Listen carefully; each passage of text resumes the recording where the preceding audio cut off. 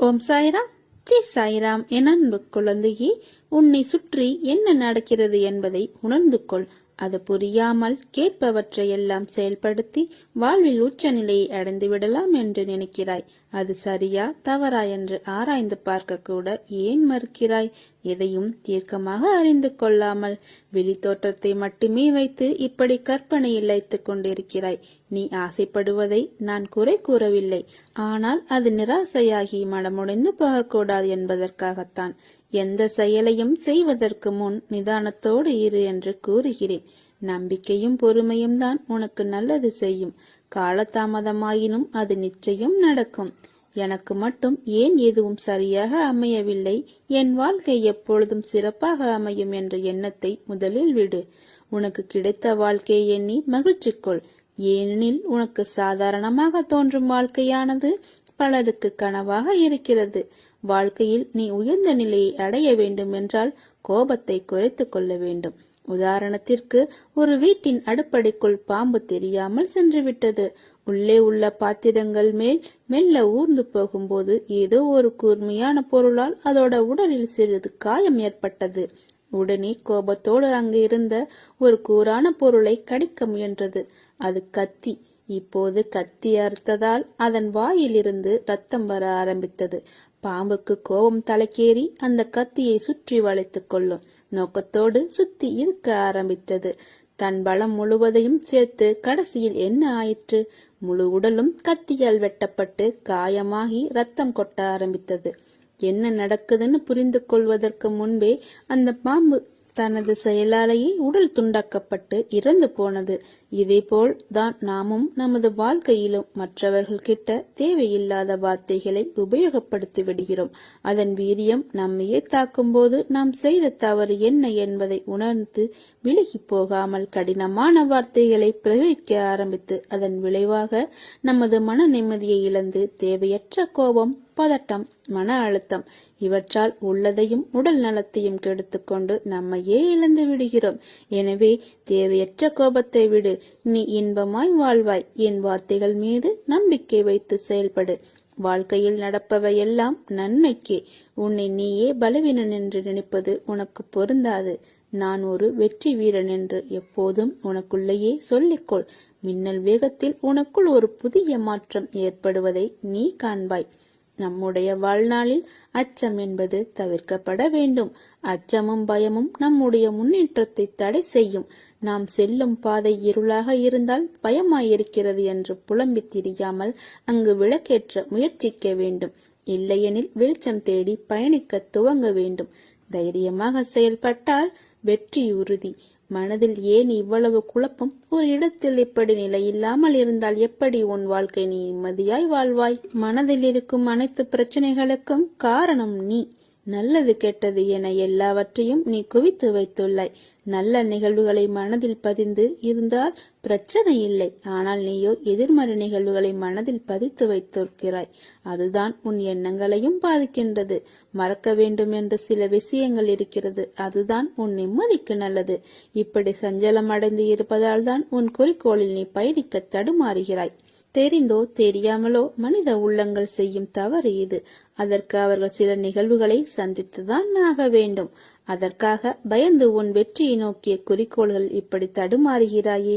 வழி என்றவுடன் உனது உச்சரித்து சொல்லி வழியை தாண்டி வருகிறாய். அதை போலவே தான் சஞ்சலமான நிலையும் உன் நிம்மதிக்கு தரும் வழிதானே. அதில் ஏன் பெயரை சொல்ல உன் நாவு வரவில்லை? துன்பத்தை கண்டு எவ்வளவு தூரம் ஓடுவாய்? ஒரு நாள் ஒரு இடத்தில் நின்று தான் ஆக வேண்டும். அந்த தருணத்தில் துன்பம் உன் கழுத்தை நிற்கும் போது திணறுவாய். அதற்கு முதலிலே அதை நீ தீர்த்து எதிர்த்து நின்று போராடு. விடாமுயற்சியுடன் கடின உழைப்பில் போராடு. நான் உன் பக்கம் இருப்பேன். என்றும் நீ ஜெயித்து நிறைவாய் வாழ்வாய். உன் பாதையில் உன் அப்பா உனக்கு துணை நிற்க மாட்டேனா? உன்னில் மாசு என்ற சொல் வராமல் நான் பார்த்து கொள்வேன். மாயை, விதி போன்ற சூழல்களால் தான் உன் மனம் சில நேரம் ரணத்தை சந்திக்கின்றது. விரைவில் அதை சரி செய்வேன். அதுவரை உனக்கு நான் கொடுக்க இருக்கும் 2 பொக்கிஷங்களை பத்திரமாக உன் மனதிலும் புத்தியிலும் வைத்து உனக்கான பாதையில் நீ பயணம் செய். என் துணை உனக்கு எப்போதும் இருக்கும். சில நேரம் என் குழந்தையின் நலனுக்காக வழிகளுடன் நடக்க வைப்பதே தீர்மான சூழலாய் அமைகிறது. ஆனால் அது நீண்ட நாள் தொடரும் அளவிற்கு நான் உன் சாய் தேவா அதை விட மாட்டேன். நீ உன்னில் பார்க்கும் அனைத்துமாய் நான் இருப்பேன். நிச்சயமாக எல்லா செல்வ வளங்களையும் பெற்று சீரும் சிறப்புமாய் நல்ல பெயருடன் மகிழ்ச்சியான வாழ்க்கையை பெறுவாய். எல்லாம் நான் பார்த்துக் கொள்கிறேன். எல்லா சுமைகளையும் என்னிடம் தந்துவிடு. காலம் கடந்து விட்டதே என்று கவலைப்படாதே. உனக்கான காலம் கைகூடும். வழி தெரியாத பாதையில் பல வழியோடு நீ விடை தெரியாமல் நடக்கும்போது உனக்கே தெரியாமல் உனக்கு துணையாக நான் வருவேன். எதை இழந்தாலும் வருந்தாதே. ஏதாவது ஒரு வகையில் நீ இழந்ததை விட சிறந்த ஒன்றை உன்னிடம் வந்து சேர வைப்பேன். நம்மை ஆட்டி வைப்பது நம் மனமே. உருவமற்ற இந்த மனம் பெரிய உருவம் படைத்த நம்மை எப்படியெல்லாம் ஆட்டி படைக்கிறது என்று யோசித்து பாருங்கள். காய்ந்த எலும்பு துண்டை கடித்த நாய் தன் வாயிலிருந்து வழிந்த ரத்தத்தை எலும்பிலிருந்து வருவதாக எண்ணி மேலும் அழுத்தமாக கடித்து துன்பத்தை அடையும். அதுபோல மனிதனும் ஆசைகளை பெருக்கிக் கொண்டு துன்பத்தை அனுபவிக்கிறான். நீ ஆசைப்படாதே. உன்னுடைய ஆசையை நிறைவேற்ற நான் இருக்கிறேன். ஒளியாக உனக்கு ஒளியாக நான் இருப்பேன். உனது நம்பிக்கையும் பொறுமையின் அளவையும் நான் சோதித்துக் கொண்டே இருக்கிறேன். கோபப்படுவதையும் குறை கூறுவதையும் குறைத்துக் கொள்ளும் வரை என்னால் உனக்கு ஏற்றத்தை செய்ய இயலாது. உன் வாயிலிருந்து பிறரை பற்றி அவதூறான வார்த்தைகள் வராமல் இருந்தால், எப்போதும் எனது நாமம் உனது வாயின் துதிகளாக இருந்தால், விலை ஏதும் இல்லாமல் கஷ்டத்திலிருந்து விடுதலை அடைவாய் என்பதை உறுதியாக சொல்கிறேன். எல்லோரும் உன் உள்ளத்தை காயப்படுத்தும் விதத்தில் நடந்து கொள்கிறார்களே என்று வருந்தாதே. அப்படிப்பட்டவர்களிடமிருந்து நீ சற்று விலகி இருப்பதே உனக்கு நல்லது. மன அமைதி இழந்து நிற்கும் உன் வாழ்க்கை கூடிய விரைவில் மாறும். நீ எதிர்பார்த்த நிம்மதியான மகிழ்ச்சியான வாழ்க்கையை பெறுவாய். எத்தனை முறை நீ ஏமாற்றப்பட்டாலும் ஒருபோதும் அடுத்தவரை ஏமாற்ற கற்றுக்கொள்ளாதே. அவரவர் பலன் அவரவர் அனுபவிப்பர். நேர்மைக்கு என்றுமே மரணமில்லை. கவலையை விடு. என்னை நம்பினால் அசாத்தியம் கூட சாத்தியமாகும். நீங்கள் மிகுந்த வேதனை கொண்டிருப்பதோ சர்வ சாதாரணமான சாத்தியமானதற்கே. பிறகு ஏன் இந்த கலவரம்? நீ கேட்டதை மட்டுமே எப்போதும் நான் கொடுப்பதில்லை. மற்ற எல்லா நல்ல விஷயங்களும் சேர்த்தே தருவேன். நீ எல்லா நற்குணங்களையும் பெற இப்போது நன்கு தகுதியாகி கொண்டிருக்கிறாய். இதை கண்ணார நீ பார்த்து கொண்டிருப்பாய். எனவே நீ கேட்டதும் கேட்காத மற்ற நல்லவைகளும் இப்போது உனக்கு கிடைக்கவிருக்கின்றது. கிடைப்பது நிலைக்க இருக்கிறது. சந்தோஷமாக இரு, உற்சாகமாயிரு. சமயோசித புத்தியுடன் நீ எப்போதும் இரு. முன்பு இருந்த வாழ்க்கையை நினைத்து வருந்தாதே. இன்று நீ என்னுடன் இருக்கிறாய் என்று நிம்மதி கொள். மிக பெரிய சக்தியின் கீழ் எந்த வலுவுமற்று சிறு துரும்பாக அசைந்து கொண்டு இருக்கிறோம். கர்வப்படுவதற்கும் கங்கணம் கட்டிக்கொள்வதற்கும் எந்த அவசியமும் இல்லை. இதை மனதில் இருத்தி கொண்டால் எந்தவித கர்வமும் இயலாது. நான் யார் தெரியுமா? நான் நினைத்தால் எதை மற்றியும் மாற்றி விடுவேன் போன்ற பேச்சே வராது. செய்யும் காரியத்தில் விருப்பு வெறுப்பு இருக்காது. பலன் எதிர்பார்க்காது. அப்போது அந்த காரியம் மிக சிறப்பாக என்னால் செய்யப்படும். யாருக்கு அனுகிரகம் அளிக்க விரும்புகிறேனோ அவனுடைய எல்லா உடைமைகளையும் கைப்பற்றி விடுகிறேன் என்பதே பாபாவின் கொள்கை. இதை பலரால் புரிந்து கொள்ள முடியாது. இந்நிலையில் வைக்கப்பட்ட சாதகன் படிப்படியாக பாபாவை தவிர தனக்கு வேறு கதி ஏதும் இல்லை என்பதை உணர்ந்து திடமான நம்பிக்கையும் விசுவாசத்தையும் தானே பெற்றுவிடுகிறான். மனிதர்கள் ஒன்றை புரிந்து கொள்ள வேண்டும். இறைவனிடம் மிக கடுமையாக பிரார்த்தனை செய்வதும் வேண்டுகோள் வைப்பதும் தவறல்ல. அதே சமயம் இறைவனிடமும் இதை உடனடியாக நடத்தி கொடு, அதிசயத்தை செய்து காட்டு என்றால் வேண்டுமென்றே இறைவன் சோதனைகளை அதிகரிப்பார். ஆண்டாண்டு காலம் மந்திரங்களை ஜபித்தாலும் மனித தன்மை இல்லாமல் நடந்து கொண்டாலும் ஓட்டை பாத்திரத்தில் நீரை வைத்தது போல ஆகிவிடும். எனவே இறைவன் திருவடியை இறுக பற்றி கொண்டு நீ எதை வேண்டுமானாலும் செய், எப்பொழுது வேண்டுமானாலும் செய். ஆனாலும் என்னை கைவிட்டு விட்டாரே என்று சாய்பாபாவிடம் கேட்டுக்கொள்ளுங்கள். நீங்கள் எனக்கு முன்பாக உண்மையான பக்தியுடன் உங்களுடைய இரு கைகளையும் நீட்டி என்னை அழைத்தால் நான் உடனேயே உங்களுடன் வந்து விடுவேன். இரவு பகல் பாராமல் நான் எப்பொழுதும் உங்களுடன் இருப்பேன். 7 கடல் தாண்டி நான் வசித்து வந்தாலும் நீ என்ன செய்கின்றாய் என்பதை நான் நன்கு அறிவேன். இந்த பரந்த உலகில் நீ எங்கு சென்றாலும் நான் உன் கூடவே வருவேன். கடவுள் எங்கும் மற்றும் எல்லா உயிர்களிலும் இருக்கின்றார். அது பாம்பாகட்டும் அல்லது தேளாகட்டும், அனைத்து உயிரினங்களிலும் கடவுள் நீக்கமற நிறைந்து வசித்து வருகின்றார். பாம்புகள், தேள்கள் முதலிய அனைத்து உயிரினங்களிலும் அவருடைய இசைப்படியே நடக்கின்றன. அவருடைய அனுமதியின்றி எந்த ஒரு உயிரும் மற்றொரு உயிருக்கு தீங்கிழைக்க முடியாது. இந்த உலகம் அவரை நம்பியே உள்ளது மற்றும் இந்த உலகில் உள்ள அனைத்தும் அவரையே சார்ந்திருக்கின்றனர். எனவே நாமும் அவரை சார்ந்திருப்போம். அவர் நமக்கு நன்மை மட்டுமே செய்வார். கவலை கொள்ளாதே. உன் மனதில் சில விஷயங்களில் இன்னும் தெளிவு தேவைப்படுகிறது. பக்குவம் அடைய வேண்டியதா இருக்கிறது. அதை நீ கற்க வேண்டும் என்பதற்கே இந்த நிகழ்வுகள் நிகழ்த்தி காட்டப்பட்டன. அமைதியாய் சுமூகமான முறையில் ஒரு விஷயத்தை கையாளும் பண்பு என்பது அறிவுடைமையில் விளங்கும் சிறந்த பண்பு ஆகும். என் பிள்ளை, நீ பிறவியிலேயே அறிவுடைமையான ஆன்மாவாக இருக்கிறாய். இதனை தெரிந்து கொள்வதற்கு கணக்கு இல்லை. ஒவ்வொரு நிமிடமும் மனிதர்களிடத்தில் நாம் பயிலும் கல்வியே ஒருவரை அறிவுடைமையிலும் சிறந்த நற்பண்புகளிலும் சிறந்த விளங்கச் செய்கிறது. அதை உனக்கு போதிப்பதற்கு இந்த சூழ்நிலைகள். ஒரு பாத்திரத்தை நீ தண்ணீரில் அழுத்தினால் அது கீழே செல்வது போன்று இருக்கும். ஆனால் மறுபடியும் 2 மடங்கு மேலோங்க செய்யும். இதுவே அது தண்ணீரை விட்டு அழுத்தாமல் வைத்துப்பார். அது குறிப்பிட்ட அளவு தண்ணீர் வந்தவுடன் தானாகவே கீழே சென்றுவிடும். அதை போலத்தான் உன் சூழ்நிலைகளும். இதை புரிந்து கொண்டு செயல்படு. தேவையில்லாமல் மனதை பாரமாக்காதே. மனம் அமைதியாகுவதற்கு சூழ்நிலைகள் உருவாகாது. நீதான் அதை அமைதிப்படுத்திக் கொள்ள வேண்டும். கோபத்தில் பேசவும் செய்யலாம், அமைதியாகவும் எதற்கும் செவி கொடுக்காமலும் செல்லலாம். எது உனக்கு நல்லது என்று யோசித்துப்பார். எதற்கும் பயப்படாதே, கலங்காதே. உன்னில் நிச்சயம் வெற்றி என்ற தீபத்தை நான் ஏற்றுவேன். நீ உன்னில் பார்க்கும் அனைத்துமாய் நான் இருப்பேன். கலங்காதே. இதுவரை கண்ணீரை மட்டுமே கண்ட நீ வாழ்வில் வெற்றியை காண்பாய்.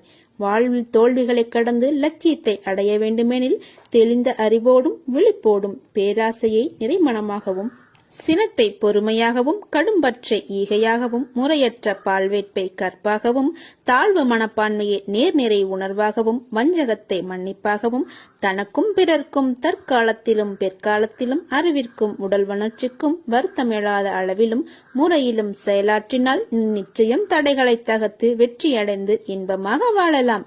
உன்னுடைய முக்கிய குறைபாடு எதுவென்றால் நீ யோசித்து தீர்க்கமாக எடுத்த முடிவை செயல்படுத்துவதற்கு பதிலாக மீண்டும் அதை பற்றி ஆலோசித்துக் கொண்டும் பேசிக்கொண்டும் இருக்கிறாய் என்பதுதான். நடப்பவையெல்லாம் நன்மைக்கு என எடுத்துக்கொள். கவலை கொள்ளாதே. நம்பிக்கையோடு செயல்படு. நான் இருக்கிறேன் நிழலாக என்றும் உனக்காக. உனக்கு எல்லா சூழ்நிலைகளும் நான் துணை நிற்பேன். நீ உயர்ந்த நிலையை அடைவாய். நல்லது நடக்க நான் துணை நிற்பேன். என்னை நம்புபவர் ஒருபோதும் தோல்வி அடைவதில்லை. எவ்வளவு கடினமான சூழ்நிலை இருந்தாலும் அவர் எப்போதும் சூழ்நிலையில் இருந்து வெற்றிகரமாக வெளியே வருகிறார் என்பதை உணர்ந்து கொள். வாழ்க்கையில் பிறப்பு இறப்பு என்ற சூழ்நிலைகளில் அன்பு, பரிவு, இரக்கம், மன்னிப்பு, கோபம், வெறுப்பு, விரோதம் என எத்தனை உணர்வுகள்! இந்த சூழ்நிலைகளுக்கு நடுவில் 1000 உறவுகள் நம்மை சுற்றி வலம் வருகிறார்கள். அம்மாவாக, அப்பாவாக, அக்காவாகவும் தம்பி என பல உறவுகள் இருக்கின்றன. அவர்கள் உன்னுடைய ஒவ்வொரு ஜென்மத்திலும் வெவ்வேறு ரூபங்களாக ஆன்மாக்களாய் வருகிறார்கள். உன் பிறப்பிலும் இறப்பிலும் உன்னுடன் யாரும் வரப்போவதில்லை. அதை போலவே தான் மற்றவர்களுக்கும் என்பது உலக நியதி. அப்படி இருக்கையில் வாழும் நாட்களில் ஒருவர் மீது ஏன் அன்பு வருகிறது, ஏன் கோபம் வருகிறது என்று தானே உன்னுடைய கேள்வி. நீ ஒரு கற்கள் நிறைந்த வழியில் நடக்கிறாய் என்று வைத்துக்கொள். அப்படி நீ போகும்போது உன் கால்கள் அடிபட்டு விடுகிறது ஒரு கல்லால். அந்த கல்லினால் உனக்கு வலிக்கிறது. அந்த கல்லை யாரும் கால்களில் படாதவாறு ஓரமாக ஒரு இடத்தில் போட்டுவிட்டு உன் வழியே நீ நடக்கிறாய். இது வாழ்க்கை பற்றிய ஒரு புரிதல். நீ பெற்ற வழியை மற்றவர் அனுபவிக்க கூடாது என்பதற்காக நீ செய்யும் நல்ல எண்ணம். நீ போகும் பாதையில் முட்கள் இருக்கிறது, அதை கவனித்துக் கொள்கிறாய். உன் காலில் காயப்படுத்தவில்லை. இருந்தாலும் அங்கே மற்றவரும் செல்லலாம். அவர்கள் கால்களை காயப்படுத்திவிடக் கூடாது என்றும் அதை ஒரு ஓரமாக வைக்கிறாய். இவற்றின் மூலமாகத்தான் வாழ்க்கையின் உண்மையான அர்த்தங்களை எந்த அளவிற்கு புரிந்து கொண்டுள்ளனர் என்று தெரியும். வலித்தால் அதை உணர்ந்து மற்றவருக்கும் அது வரக்கூடாது என்றும், கண்ணில் பட்டது மற்றவரை காயப்படுத்தும் என்று உணர்ந்து அதை மேற்கொள்வார். அவர்கள் மனதால் அன்பை நேசிப்பவர்களாக இருப்பார்கள். ஆனால் காலில் காயப்படுத்தியதால் தான் தன் வழியை மட்டும் கவனித்து செல்வார்கள். அவர்களுக்கு வாழ்க்கையில் அன்பு இல்லாமல் அல்ல, அவர்களுக்கும் அவர்களின் வழியை தாங்க முடியவில்லை. அதனால்தான். இது தவறு அல்ல. ஆனால் முட்களை பார்த்ததும் அந்த இடத்திலிருந்து அதை எடுக்காமல் கடந்து செல்லும் உள்ளத்திற்குத்தான் அதிகம் அன்பை பற்றியும் வாழ்க்கை பற்றியும் புரிதல்கள் வேண்டும். இவைகளை நான் உனக்கு கூறுவதற்கு காரணம், கடவுள் படைத்த அனைத்திற்கும் காரணம் ஒன்று. அவற்றுள் மிக புண்ணியமாய் கருத்துவது மனித இனம். அவற்றின் தன்மைகள், அவர்களின் வாழ்க்கை என்ற முறையில் கடவுள் நிகழ்த்தும் நிகழ்வுதான் இது. ஓர் உயிரினம் பிறப்பும் இறப்பும் மனிதர்கள் கையில் இல்லை, கடவுளின் கையில்தான் எல்லாம். அது நீ நடக்கும் விதத்தில் தான் இருக்கிறது. இதையெல்லாம் உனக்கு போதிப்பதற்கு காரணம், என் பிள்ளையான நீ கிடைத்த வாழ்க்கையின் பயனும் நீ எடுத்த பிறப்பின் மகத்துவத்தையும் அறிய வேண்டும் என்றும் உணர வேண்டும் என்றும் நான் உனக்கு இத்தனையும் நிகழ்த்துகிறேன். சந்தேகம் என்னும் அரக்கனை ஒருபோதும் அனுமதிக்காதீர்கள். நம்பிக்கை முன்வாசலில் நுழைந்தால் சந்தேகம் பின்வாசலில் வெளியேறிவிடும். சந்தோஷ சிறகுகளை வெட்டிவிடும் சந்தேகத்தை தூக்கி எறியுங்கள். சந்தேகம் நமக்கு வேண்டவே வேண்டாம். ஒவ்வொன்றும் ஒரு சவால் போலத்தான் இருந்தாலும் முயற்சியை தொடர்ந்தால் வெற்றி கிடைத்துவிடும். அப்பா, நான் இருக்கிறேன். உனது வாழ்க்கைக்கு புதிய வழிகளை உருவாக்கி தருவேன். உனக்குள் இருக்கும் கவலைகளை தூக்கி என் மீது வைத்துவிடு. என் மீது நம்பிக்கை வைத்து என்னை சரணடைந்து விடு. உன்னுடைய பொறுப்பை நான் சுமப்பேன். உன் குடும்பத்தை நான் தாங்குவேன். உன் கண்ணீரை என் விரல்கள் துடைப்பதை அப்போது நீ உணர்ந்து கொள்வாய். ஏன் இப்படி துவண்டு போயிருக்கிறாய்? நீ துவண்டு போய் தைரியம் இழந்து இருக்கும் அளவிற்கு எந்த காரியமும் நடக்கவில்லை. நீயே தோற்றுவிட்டது போல ஒரு பொய்யான எண்ணத்தை உருவாக்கி உன்னுள் இருக்கும் நிம்மதியை இழந்து கொண்டிருக்கிறாய். நிம்மதி இல்லாமல் எப்படி நீ வாழ்வாய்? உன் நிம்மதியை விட வெற்றி தோல்வி பெரியது இல்லை. உன் நிம்மதியை குலைக்கும் அளவிற்கு ஒரு வெற்றியோ தோல்வியோ அதை உன்னிலிருந்து தூரமாக்கிவிடு. வெற்றி என்பது எது? ஒரு விஷயத்தை கையில் எடுத்து அதற்கான நுட்பங்களை கற்று அதனில் போட்டியிட்டு உழைத்து வெல்வது. தோல்வியோ வெற்றி என்பதை விட அதிக கற்றுத் தரும் ஆசான். ஒரு ஆசான் கற்றுத்தரும் பாடம் அனைத்தும் நமக்கு தோல்வி கற்றுக் கொடுக்கும்.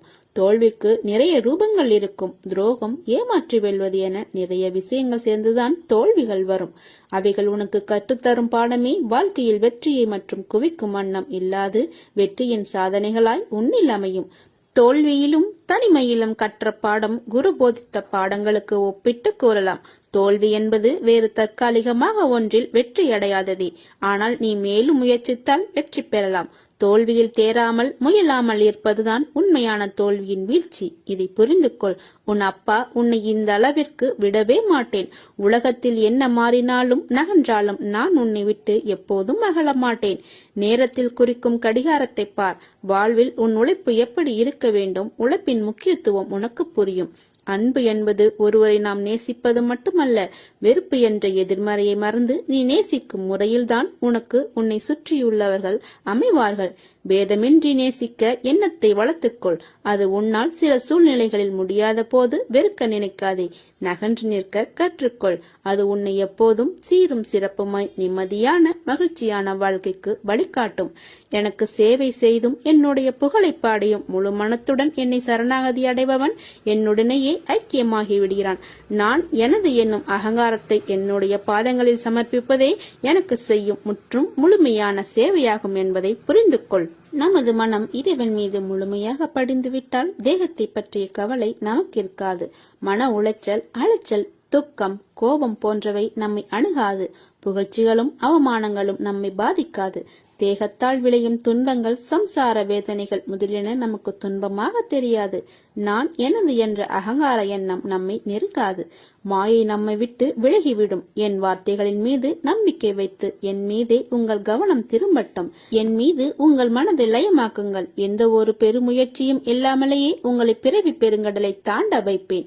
என் கதைகளை மேம்போக்காக கேட்டாலும் பாவங்கள் நீங்கி ஜனன மரண சுழற்சியிலிருந்து வெளியே வந்து விடுவீர்கள்.